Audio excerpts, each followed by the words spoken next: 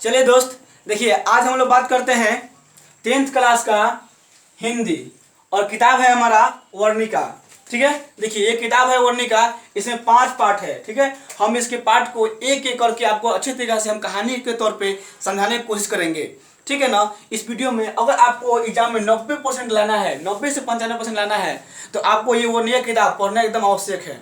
ठीक है ना। इसको हम इस तरह समझाएंगे आपको कि एक भी क्वेश्चन इसमें से ऑब्जेक्टिव हो चाहे लॉन्ग हो, छूटेगा ही नहीं। ठीक है, देखिए इसमें क्या है वर्णिका, इसमें 5 चैप्टर है। ठीक है ना। दही वाली मंगवा, ठीक है, माँ, नगर और धरती कब तक घूमेगी, और इसका अगला पार्ट है ढहते विश्वास। ठीक है ना। ये 5 चैप्टर है। हम सबसे पहले स्टार्ट किए हैं आपका चैप्टर धरती कब तक घूमेगी। धरती कब तक घूमेगी, तो हम सुनते हैं इस कहानी में क्या होगा। ये कहानी बहुत ही भावनाओं से जुड़ा हुआ है, एक माँ की कहानी इसमें है। आप अगर इस कहानी को देखिएगा तो बहुत अच्छा लगेगा ये कहानी। ठीक है ना। अगर इस कहानी को अच्छे से समझिएगा तो उम्मीद करते हैं कि आप अच्छा नंबर मैट्रिक में लाने की कोशिश करेंगे। ठीक है, तो बढ़ते हैं हम लोग कहानी के तरफ।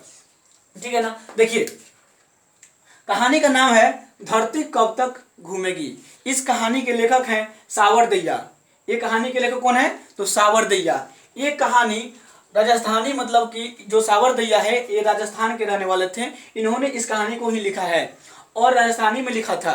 ठीक है ना। तो इस कहानी को हिंदी में अनुवादन इन्हें खुद किया है। तो अगर पूछे कि धरती कब तक घूमेगी कहानी का अनुवादन किसने किया है, तो सावरदैया जो इसके लेखक हैं वो स्वयं किए हैं। सावरदैया इसके लेखक हैं। तो पहला ऑब्जेक्टिव यहाँ से बनता है कि धरती कब तक घूमेगी कहानी के लेखक कौन है, तो याद रखिएगा सावरदैया। इस कहानी के लेखक सावरदैया हैं। ये किस भाषा में लिखी हुई कहानी है, तो राजस्थानी। ठीक है, हम बात करेंगे। देखिए इसमें क्या होता है कि एक माँ है इसमें, उसका नाम है सीता। माँ है, उसका नाम है सीता। सीता माँ याद ही होगा आप लोगों को रामायण में, तो ये सीता माँ है। ठीक है, समझिए यहाँ पे थोड़ा समझने के लिए हम बोल रहे हैं कि सीता माँ समझ सकते हैं आप, सीता माँ। ठीक है ना। इसके 3 लड़के हैं, 3 बेटे हैं। यहाँ से ऑब्जेक्टिव बनता है कि सीता के कितने बेटे हैं, सीता के कितने बेटे हैं, तो याद रखिएगा 3। हम यहाँ लिख दिए हैं 3। कौन कौन, उसका नाम भी लिख दिए हैं, कैलाश, नारायण और बिज्जू। सीता किस रोल में है, तो माँ का। सीता माँ है और उसके 3 पुत्र हैं, कैलाश, नारायण और बिज्जू। और जो ये नाम लिखे गए हैं नीचे, इनकी ये पत्नी है राधा, भौरी और पुष्पा। राधा, भौरी और पुष्पा। अब इस कहानी में आखिर हम लोग को पता क्या करना है, सीखना क्या है इस कहानी से, हमको क्या पता चलेगा इस कहानी में, तो ये देखिए ये कहानी क्या है कि सीता अपने 3 लड़कों के साथ एक गांव में रहती थी। ठीक है, वहां पे क्या होता था कि सीता को मतलब कि इन तीनों लड़कों ने अलग कर दिया था। ये तीनों लड़के इसको मतलब कि अपने पास रखना ही नहीं चाहते थे। इसको मतलब कि देखभाल, खाना वाना, तबीयत इसकी कैसी रहती है, ये सब कुछ भी नहीं पूछा ताछ करते थे, पूछताछ कुछ भी नहीं करते थे। ठीक है, सीता मतलब कि एकदम रुआसी सी, मतलब उदास सी रहती थी। ठीक है, इसको धरती और आसमान के बीच में घुटन महसूस हुआ करता था, क्योंकि इसका जो घर था उसमें मतलब कि इसको देखभाल करने वाला कोई नहीं था। ठीक है ना।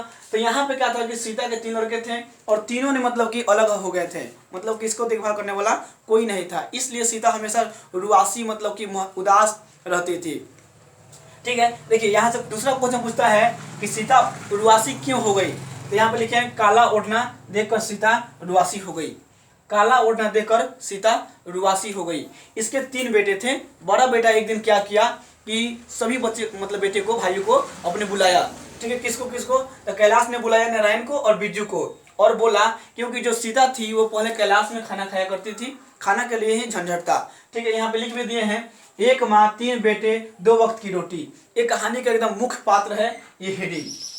ठीक है, इसको समझते चलिए आप अच्छे से, बहुत मजा आएगा आपको। कैलाश ने ये दोनों को बुलाया, नारायण और बिज्जू को, और बोला कि क्या तुम माँ के बेटे नहीं हो, तुमने घर का हिस्सा नहीं लिया है, तुम लोग भी लिए हो, तो तुम लोग भी माँ को देखो, माँ को खाना खिलाओ। ये करके बिज्जू का था इसमें हमेशा चुप रहता था, बिज्जू कुछ नहीं बोला। ठीक है ना, ये बिज्जू कुछ नहीं बोला। इसके बाद क्या हुआ कि इन लोगों ने बोला कि जैसा आप कहिएगा वैसा हम लोग करेंगे।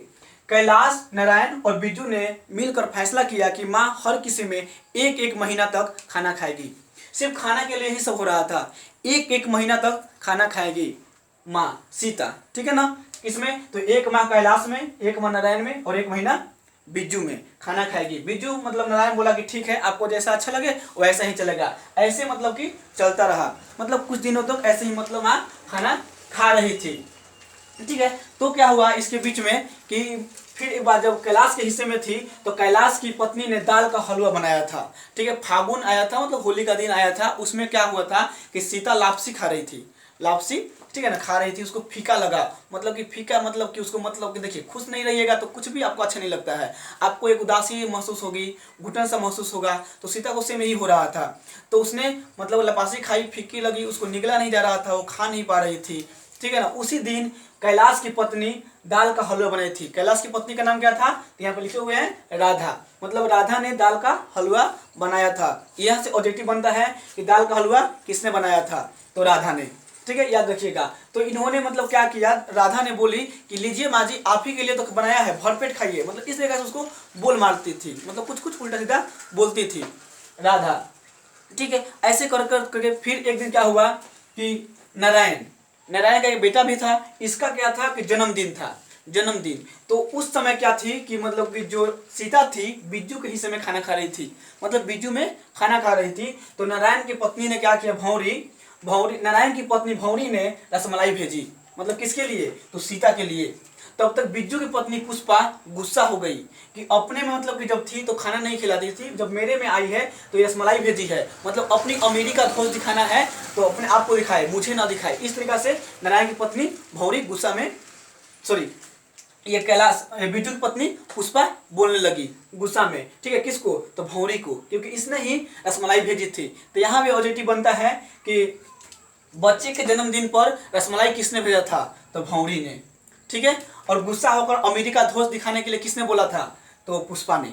ठीक है, याद रखिएगा। ये मतलब कि ये हो रहा था, ये कहानी मतलब ऐसे ही चलती रही थी। एक बहुत कहानी अच्छा है, ये चल रहा था। इसके बाद क्या हुआ इस कहानी में कि एक दिन का हुआ, कैलाश ने फिर तीनों भाइयों को इकट्ठा हुआ। सीता वहीं बैठी थी, सीता से कोई कुछ नहीं पूछता था कि माँ आखिर आप क्या चाहती हैं, आप इस फैसले से खुश हैं या नहीं हैं, इनकी कोई फिक्र नहीं थी किसी को। बस वो अपना करते थे लोग, कोई नहीं सुनना चाहता था कि क्या कह रहे हैं क्या नहीं। ठीक है, ये लोग अपने मन से ही फैसला करते थे।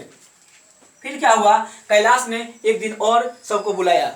ठीक है, और उसके बाद उन्होंने बोला कि देखिए माँ क्या करती है कि एक माँ कैलाश में खाती है, एक माँ नारायण में और एक महीना बिज्जू में। इससे अच्छा है कि माँ को अलग रखा जाए और उसको कुछ पैसा दिया जाए, कुछ उसको पैसा दिया जाए, अपना खुद बनाएंगी और वो खुद खाएंगी। जब वो एक दूसरे में खाती थी उस तरह का, जो इनके बच्चे थे, जो पोते पोतियाँ थी सीता के, वो भी खुश हुआ करते थे कि दादी माँ आज मेले में खाएंगी, दादी माँ आज मेले में खाएंगी। और ये कहानी मतलब सीता लुढ़ुक लुढ़ुक कर इधर से उधर जाकर करती थी हमेशा के लिए। ठीक है ना, लेकिन फिर क्या किया गया कि यहाँ पे इन्होंने आकर महीना में कुछ पैसा देने के लिए मतलब कि एक नियम बनाया कि महीना हम लोग कुछ पैसा देंगे सीता को, वो इधर से उधर नहीं जाएगी। ठीक है, और इन्होंने क्या किया कि महीना में देने के लिए एक आदमी 50-50 रुपया महीना देने के लिए तय किया कि हम लोग 50-50 रुपया हम लोग पैसा माँ को देंगे। महीना का 150 रुपया हुआ, क्योंकि 3 भाई बेटे थे, एक 50 रुपया देगा तो 150 रुपया होगा। और इस तरीके से सीता की जिंदगी एक नर्स बद से बदतर बनती जा रही थी, दिन पर दिन खराब होते जा रहा था। सीता हमेशा सोचती थी कि हम मर जाते, इस तरीके से सोचती थी। ठीक है, तब तक क्या हुआ था कि शाम जब हुआ करता था तो देखे होंगे आपने, आपके भी गाँव में मेरे भी गाँव में बच्चे शाम को खेला करते हैं, कहीं कहीं घूमकर खेलते हैं। वहाँ पे एक बच्चे लोग मतलब कुछ मिलकर एक खेल खेल रहे थे। वो खेल का नाम था, यहाँ पे लिखे हैं, खेल माई माई रोटी दे। ठीक है, वो खेल का नाम था माई माई रोटी दे। इस खेल में क्या होता है कि बहुत सारे लड़के मिल जाते हैं और उसमें से एक भिखारी बनता है। ठीक है ना, एक भिखारी बनता है और वो सबके पास जा जाकर बोलता है कि माई माई रोटी दे। तो वो क्या बोलता है, लोग घर वाला जिसके पास जाता है मांगने के लिए, तो वो बोलता है यह घर छोड़ दूसरा घर देख, यह घर छोड़ दूसरा घर देख। ये सीता इस खेल को अपने पर लेती थी और अपने सोचती थी कि मेरा भी यही हाल है, हम भी इसके पास जाते हैं रोटी के लिए, फिर इसके पास जाते हैं, फिर इसके पास जाते हैं, और ये लोग बोलता है कि अब तुम दूसरे के पास जाओ, अब तुम दूसरे के पास जाओ। हर महीना में ऐसा ही इसका जिंदगी चला आ रहा था। सीता एकदम उदास रहने लगी थी। ठीक है, तो इसलिए यहाँ पे लिख दिए हैं खेल, खेल का नाम है माई माई रोटी दे। ये सीता अपने पर लेकर सोचती थी।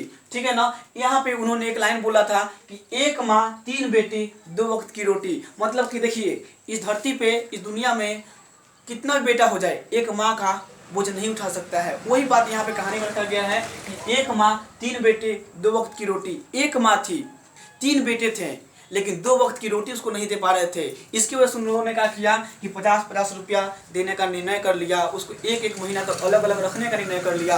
पोते पोतियों से दूर करने का निर्णय कर लिया। वो कुछ बोल नहीं सकती थी, उससे कभी कुछ पूछते नहीं थे लोग। इस तरीके से इस कहानी को मतलब कि हम लोग समझेंगे तो अच्छा समझ में आएगा। उम्मीद कर रहे हैं कि आपको समझ में आ रहा होगा। अगर ये कहानी अच्छा लगा होगा और एक माँ 3 बेटे वो 2 वक्त की रोटी, ये कहानी सच है, तो इस वीडियो को लाइक जरूर कीजिएगा। उम्मीद करते हैं कि आप इस वीडियो को लाइक जरूर कीजिएगा और पसंद भी कीजिएगा। फिर इसके बाद क्या हुआ कि ये कहानी आगे बढ़ती गई। पूरा एक कहानी सिर्फ एक रोटी पे नाच रहा था। समझ सकते हैं कि सिर्फ एक रोटी के लिए एक कहानी पूरा मनगढ़ंत बनाया गया था। इस कहानी को हम लोग अच्छे तरीके से समझे हैं। उम्मीद करते हैं कि आपको ये कहानी अच्छी समझ में आई होगी। ठीक है, आप एक बात और बोलना चाहेंगे कि ये किताब एक छोटा सा किताब है, ठीक है ना। ये किताब छोटा सा है, वर्णिका। आप अगर 10th का तैयारी अच्छे से करना चाहते हैं तो ये मार्केट में उपलब्ध 9 रुपये के आसपास में आता है। तो उम्मीद करते हैं कि आधा घंटा आपको पढ़ने में कहानी नहीं लगेगा। आप इस कहानी को एक बार पढ़ लीजिएगा और अच्छे से समझ लीजिएगा ये कहानी को। बाकी हम पूरे समझाने की कोशिश किए हैं इस कहानी को एक अच्छे तरीक़ा से। फिर देखिए लास्ट में क्या होता है वो थोड़ा सा हम बता देते हैं। लास्ट में क्या हुआ, सीता मतलब कि एकदम इन लोगों के निर्णय से तंग हो गई थी। उसके बाद क्या करती है सीता कि एक दिन ऐसा आता है जब वो सीता अपना घर छोड़कर और चली जाती है। जब सीता घर से होकर चली जाती है तो उसके बाद क्या होता है, जब वो घर छोड़ देती है ना तो उसको मतलब कि खुशी मिलता है। और वो जब जाती है तो उसको लगता है कि धरती और आसमान के बीच घुटन नहीं है, वो खुली हवाएं खुली सांसें ले रही होती है और उसको लगता है कि हम आज़ाद हो चुके हैं। जो ये रोड था, धरती थी, सड़कें थी, वो बहुत चौड़ी हो चुकी थी और सीता आज़ादी के साथ निकल पड़ती है और इस कहानी का यहीं पे अंत हो जाता है। तो उम्मीद करते हैं कि कहानी आपको अच्छी लगी हुई हो तो दोस्तों के साथ शेयर कीजिएगा और मेरे चैनल पर नए हैं तो सब्सक्राइब जरूर कीजिएगा और बेल आइकन को प्रेस कर लीजिएगा ताकि ऐसा ही वीडियो आपके पास सबसे पहले पहुँचे। अब मैं इस वीडियो में 4 और कहानी है उसको बताने की कोशिश करूँगा। जय हिंद, जय भारत।